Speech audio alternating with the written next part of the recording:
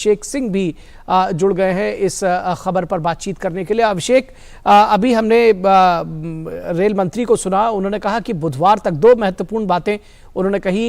एक तो वो आप देख सकते हैं कि वो स्वयं इस वक्त घटनास्थल पर मौजूद हैं। दो बातें उन्होंने कही, एक तो बुधवार तक जो रेस्टोरेशन का काम है उसको पूरा करने का टारगेट रखा गया है, और जो जांच है उसमें जो रूट कॉज है उसका पता लगाया जा चुका है। किस तरह से देखते हैं, क्या जानकारी है आपके पास? बिल्कुल निखिल, देखिए हम भी इस वक्त जो दुर्घटना स्थल है यहीं पर मौजूद है, और जो बुधवार तक की बात है, ऐसा क्यों आप देख सकते हो अभी भी पटरियों की हालत जो है मैं आपको दिखाऊंगा। यहाँ पर रिस्टोरेशन का काम शुरू किया जा चुका है, लेकिन अब मैं आपको यहाँ पे दिखाऊंगा तस्वीरों में कैसे जो ट्रेन के अंदर जो आप पिलो देखे, टॉवल देखे या फिर बेडशीट देखे, वो अभी किस तरीके से बिखरे हुए, कितना भीषण हादसा रहा होगा इस चीज से अंदाजा लगाया जा सकता है। जो 21 बोगियां थी उनको हटाने का काम जो है ट्रैक से, वो आप यहाँ पर देखिए, जो बोगी जो बिल्कुल डिरेल होने के बाद पलट गई थी, उन बोगियों को यहाँ पर किस तरीके से शिफ्ट किया गया है। यहाँ पर उनको अलग अलग और बड़े बड़े क्रेन के माध्यम से, बड़े बड़े जो इंस्ट्रूमेंट है उसके जरिए किस तरीके से जो है इनको यहाँ पर अलग किया गया है। ये तमाम तस्वीरें जो है ये बयां कर रही हैं कि रिस्टोरेशन वर्क जो है शुक्रवार शाम 6:55 की घटना होती है। सबसे पहले राहत और बचाव पर फोकस होता है, और उसके बाद जो है किस तरीके से मैन पावर की बात करें, तकरीबन 1000 से ज्यादा जो लोग हैं वो यहाँ पर देखिए आप कि वो यहाँ पर लगातार लगे हुए हैं। हमारे पीछे क्रेन है, जेसीबी मशीन है, यहाँ पर देखिए एक जो राहत और बचाव का जो वैन है वो भी यहाँ पर खड़ा है। वो OHE यानी कि जो इलेक्ट्रिकल लाइन है उसको फिक्स करने का काम कर रहा है। तमाम ट्रैक के ऊपर बहुत सारे ऐसे जरूरी चीजें होते हैं, सखियों के साथ जो है वो टूट चुका था, वो सारा ट्रैक जो है वो टूट चुका था, और उसको ट्रैक को किस तरीके से फोल्ड हो चुका था उसको बदलने में जो है उसमें वक्त लगेगा।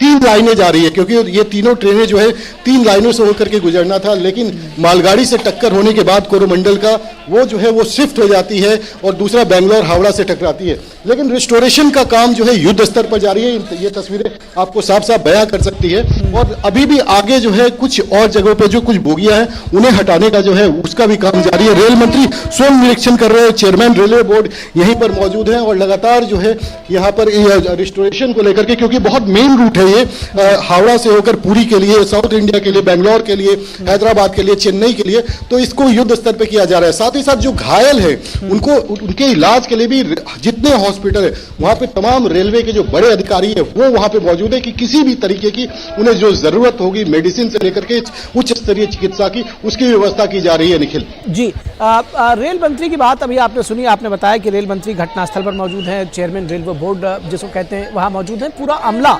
रेलवे का वहां मौजूद है।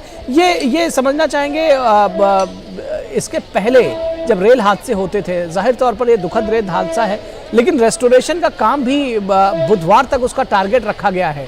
किस तरह से इसको देखते हैं, क्योंकि इतनी शीघ्र रेस्टोरेशन करना भी बेहद चुनौतीपूर्ण होगा? निखिल, मैं एक तस्वीर और आपको दिखाना चाहूंगा अपने कैमरामैन के माध्यम से। देखिए, जब कोई ट्रेन आती है उसका लाइन चेंज करने के लिए आपने अक्सर देखा होगा किसी भी स्टेशन प्लेटफॉर्म के बगल में ऐसी एक आपको छोटी सी इमारत नजर आएगी, जहां पर की जो है ऊपर लाइनमैन बैठे होते हैं, वो वहां से जो है उस ट्रैक को चेंज करते हैं, और ठीक इसके सामने इतना बड़ा हादसा होता है। आप देखिए कि इसी के ठीक सामने जो है ये पूरा हादसा हो रखा है। तो आप समझ सकते हैं कि यहाँ पर जो मालगाड़ी खड़ी थी उसके बाद भी जब कोरोमंडल एक्सप्रेस 130 किलोमीटर की रफ्तार से जब इससे टकराती है तो क्या स्थिति हुई होगी। और उसके बाद जो एक और ट्रेन पास करी थी जो लगभग निकल चुकी थी, लास्ट की उसकी 2 बोगियां थी हावड़ा से बेंगलोर एक्सप्रेस की, वो टकराती है। लेकिन कारण अभी जांच जो है वो इनिशियल स्टेज पे उसका पता लगाया जा चुका है, वो भी शायद रेल मंत्री जो उसे भी सार्वजनिक करेंगे, जल्दी सार्वजनिक करेंगे। लेकिन मैं आपको दिखाऊंगा कि फिलहाल जो प्रायोरिटी है वो भारतीय रेलवे की वो ये है कि किसी भी तरीके से इस रेल रूट को जो है उसे रिस्टोर किया जाए, और इसके लिए तमाम जो भी उपाय हैं, जो भी मदद है, जो भी आपके रेलवे की ओर से जो भी इसमें क्षमता है, पूरी क्षमता से वो यहाँ नजर आ रही है। लोकल जो प्रशासन है उनकी भी पूरी यहाँ पे मदद नजर आ रही है। और ये आप देखिए, ये जो है OHE लाइन मेंटेनेंस वैन है, यानी OHE जो हाइट होता है जी, OHE बोलते हैं कि जो आपका ऊपर से इलेक्ट्रिक का जो लाइन जाता है उस लाइन को कैसे करके ठीक किया जाए, क्योंकि वो भी पूरी तरीके से डैमेज हो चुके हैं। कई पहलू हैं ट्रैक के अलावा भी, जो अंदर से जो उसके सिग्नलिंग सिस्टम है ट्रेन के साथ, उन सबको देखने के अलावा चाहे जो अंडरग्राउंड वायर हैं उनको किस तरीके से वहां पे लगाया जाए, ट्रैक जो है उसको अभी फिर टेस्टिंग होगा, इन सब चीज हो जाने के बाद। और इन 3 ट्रैक में देखिए कितना काम की रफ्तार आप देखिए कि जो ट्रैक बिल्कुल पूरी तरीके से टूट चुके थे उनको जो है नया जो ट्रैक है वो भी यहाँ पर डाला जा रहा है। मैं आपको यहाँ तस्वीरों में दिखाऊंगा, ये बिल्कुल नया ट्रैक है और इसको अभी डालने के बाद इसके ऊपर जो है जो रोड़ी पत्थर डालने के बाद इसको पूरा चेक किया जाएगा। तो इतना आसान नहीं है क्योंकि जो सामान है उसे भी यहाँ तक ट्रांसपोर्ट भी करना है, जो पुराने यहाँ पे टूटे फूटे उनको भी यहाँ से शिफ्ट करना है। तो काफी एक जटिल प्रक्रिया है जिसको कि उम्मीद जताई जा रही है कि जल्द से जल्द जो है उसे ठीक कर लिया जाएगा, इसे रिस्टोर कर लिया जाएगा। निखिल जी, 2 बातें आपसे जानना चाहेंगे।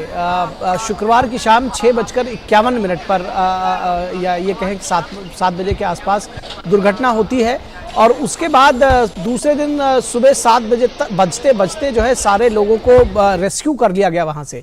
तो इतनी तेज रेस्क्यू ऑपरेशन हुआ, उसके बाद फिर जो दूसरी रेस्टोरेशन का काम है वो भी इतनी तेज हुआ। किस तरह से समन्वय आप देखते हैं जो सारी जो टीमें हैं वहां पे, चाहे वो राज्य सरकार की एजेंसीज हों चाहे केंद्र सरकार की एजेंसीज हों, किस तरह का समन्वय देखते हैं? और जो एक जिजीविषा है इस दुर्घटना के बाद वो सामने दिख रही है। आपने बताया कि 1000 से अधिक कर्मचारी दिन रात जुटे हुए हैं इसको रिस्टोर करने में। बिल्कुल, देखिए 1000 तो वो कर्मचारी हैं जो मैन पावर जो कि ट्रैक बिछाने का काम कर रहे हैं, साथ साथ एनडीआरएफ की तमाम टीमें हैं जो कि यहाँ पर मौजूद है। एनडीआरएफ के कुछ लोगों को भी मैं यहाँ पर तस्वीरों में दिखाना चाहूँगा कि जो कि यहाँ पे लगातार मौजूद है और यहाँ पे अभी भी जिस तरीके से उनकी ओर से भी जो मदद है, 3 टीमें एनडीआरएफ की, बाद में 2 टीमें और शामिल हुई, वो डीआरएफ की टीमें, एसडीआरएफ की टीमें, वो लगातार यहाँ पे काम कर रहे हैं। मैं आपको अभी और भी आगे की भी तस्वीरें दिखाएंगे, लेकिन चूंकि यहाँ पर जिस तरीके से रिस्टोरेशन का काम चल रहा है तो हमें भी बड़े सावधानी से जाना होगा क्योंकि किसी तरह का किसी को कोई दिक्कत ना हो या फिर किसी काम में कोई व्याधा ना हो, तो इस चीज को लेकर के। लेकिन तस्वीर आपके सामने है, देखिए सारे कोरोमंडल एक्सप्रेस हो, बेंगलोर हावड़ा एक्सप्रेस हो, जो मालगाड़ी इंजन, ये तस्वीर आपके साथ है। और ऐसी तस्वीर जो है, इतना भीषण हादसा जो है ये इस तरीके का कभी हुआ नहीं, एक कि 3 ट्रेनें जो है आपस में टकरा जाए।